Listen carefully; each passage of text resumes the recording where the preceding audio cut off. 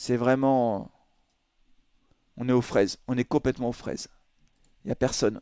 Il n'y a personne. Ça peut finir à 5-0, hein, les amis, hein, je vous le dis tout de suite, hein. Ça peut finir à 5-0 ce match-là. Et oui, je l'ai dit, après le deuxième but de Rennes, j'ai dit que ce match pouvait se terminer à 5-0 et il s'est terminé à 5-0. C'est l'humiliation de trop à Geoffroy Guichard. Les Stéphanois ont lourdement perdu à domicile face à une très bonne équipe de Rennes, c'est vrai, mais ça n'explique pas tout. Des joueurs complètement apathiques, absents, un entraîneur qui fait toujours des compos et des changements hallucinants et des dirigeants qui sont absents. Aujourd'hui, c'est la colère qui gronde, le club fonce vers la Ligue 2 et je considère qu'ils sont tous responsables de ce désastre. Les joueurs, bien sûr, incapables d'aligner deux passes. Face à Rennes, le niveau technique était d'une pauvreté affligeante. L'entraîneur Claude Puel, bien sûr, le grand responsable de ce fiasco, qui ne doit pas rester une journée de plus à la tête de l'AS Saint-Etienne. J'espère qu'il va être renvoyé dans les heures qui viennent. On ne peut plus continuer avec Claude Puel. J'en parlerai dans la deuxième partie de Carton Rouge. Et les dirigeants, bien sûr, responsables de ça, qui ne prennent pas la parole, qui ne disent rien et qui nous amusent avec un feuilleton de la vente du club. Le club est en vente, soi-disant, depuis le mois d'avril, avec cette lettre ouverte en disant on va vendre le club. Il y avait jusqu'au 1er novembre pour déposer des offres. Enfin, et finalement, on apprend qu'il y a d'autres repreneurs qui se sont manifestés après. C'est ridicule. Voilà, tout est ridicule dans ce qu'on vit actuellement. La seule chose, c'est que la conséquence de ça, c'est que notre club file en Ligue 2. C'est inacceptable. On commence tout de suite par le débrief de ce match, mais ça va être rapide, hein, puisqu'il n'y a rien à dire. C'était tellement nul.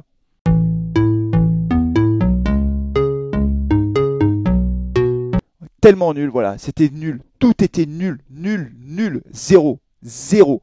Zéro pour la Saint-Etienne, 5 pour Rennes. Voilà, Crasso qui a fait deux, trois bonnes séquences en début de match, mais qui rate une occasion, la seule occasion stéphanoise, ou quasiment la seule en début de match. Il n'arrive pas, je ne sais pas ce qu'il fait d'ailleurs, il rate le ballon. Enfin bon, sur un bon centre de Colo, il se passe rien.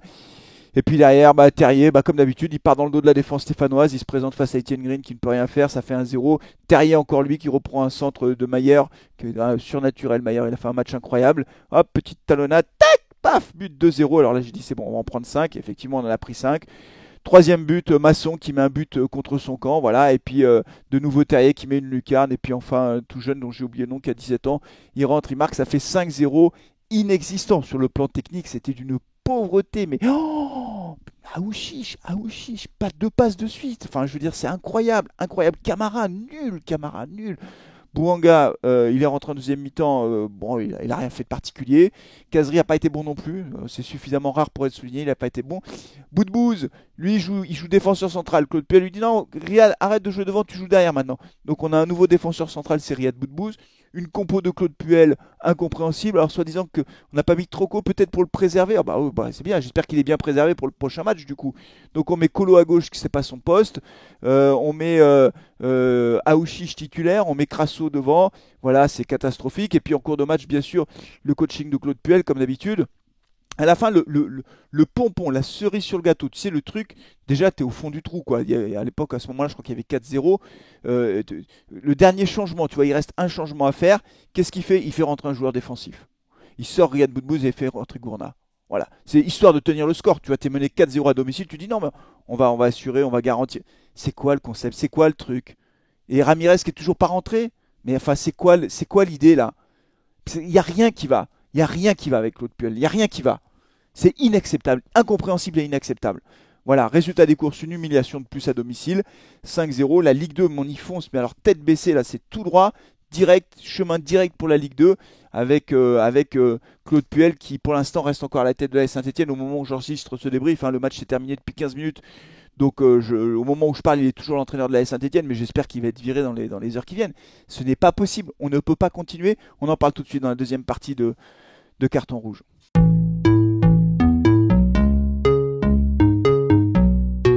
Claude Puel, j'espère que cette défaite, c'est la défaite de trop. Voilà. J'espère que c'est la défaite de trop pour Claude Puel. Manager général du club, dehors les vieux, voilà. Moi,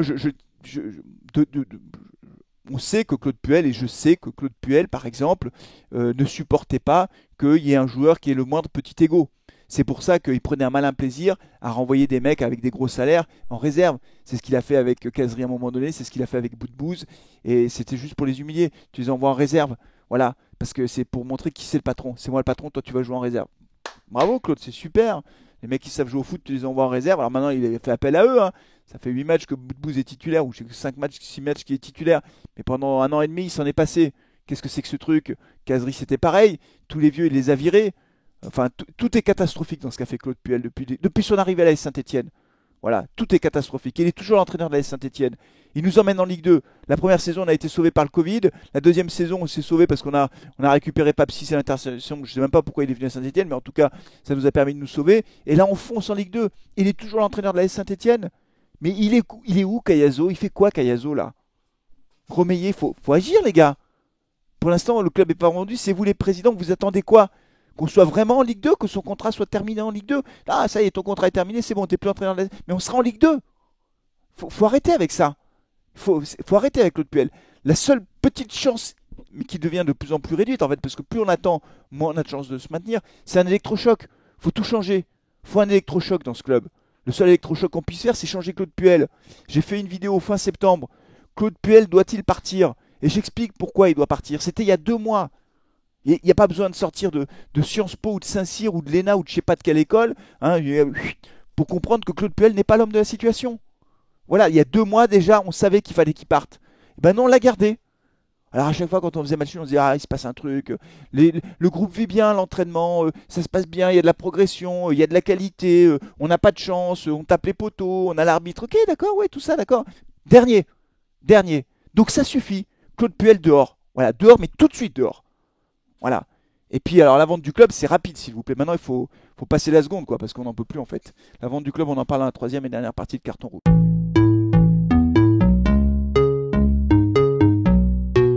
Oui, le scénario de la vente du club. Alors ça, enfin voilà, moi j'avais pris la décision sur Carton Rouge de ne pas parler de la vente du club tant que cette vente ne serait pas faite. J'en avais dit un mot à un moment donné, mais j'ai pas envie de parler de ce feuilleton parce que j'ai quand même le sentiment que depuis le début ça nous mène un peu en bateau ce feuilleton.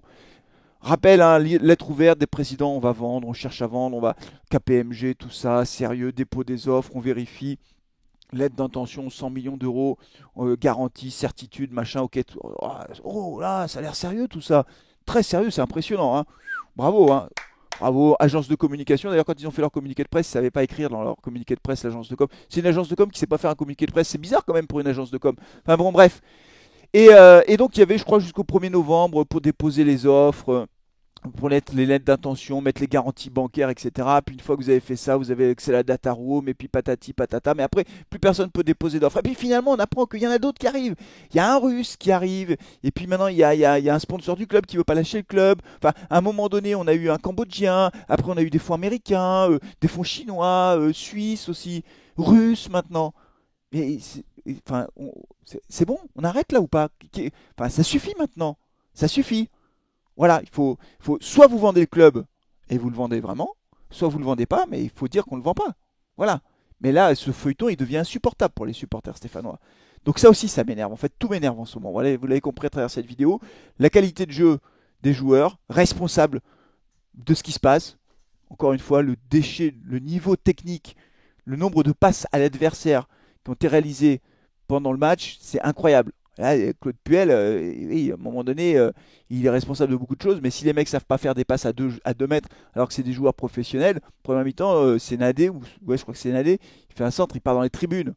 En deuxième mi-temps, je sais plus qu'est-ce qu'il fait un centre, ça part dans les bras du gardien, oui, c'est Crasso. Enfin, je veux dire, à un moment donné, les joueurs sont responsables. Avec leur niveau de jeu, ils sont responsables. Les mecs, c'est des joueurs professionnels, ça vaut rien, c'est zéro. Voilà, la plupart des joueurs, ils n'ont pas leur place en Ligue 1.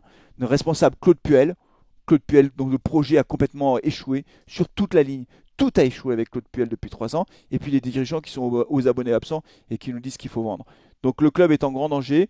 On va descendre en Ligue 2. Aujourd'hui, moi j'estime qu'on a 80%, non pas de chance, parce qu'on ne peut pas parler de chance, mais de risque de descendre en Ligue 2. Voilà, et que seul un miracle pourrait nous permettre de rester en Ligue 1. Un miracle qui commencerait par changer d'entraîneur tout de suite. Voilà, c'est tout pour aujourd'hui les amis. Désolé si je suis énervé, mais c'est comme ça. Je pense que vous êtes tous dans le même état. C'est vraiment le débrief de la colère aujourd'hui. Allez, on se retrouvera la semaine prochaine pour le match de samedi soir en direct. Comme d'habitude, je ferai l'avant-match et puis on essaiera de faire un carton rouge, le mag avec les copains de carton rouge pour évoquer tous ces sujets. Mais je pense qu'on est à peu près tous sur la même longueur d'onde. Allez, je vous dis à très bientôt. Prenez soin de vous, de vos proches et allez les Verts. Ciao.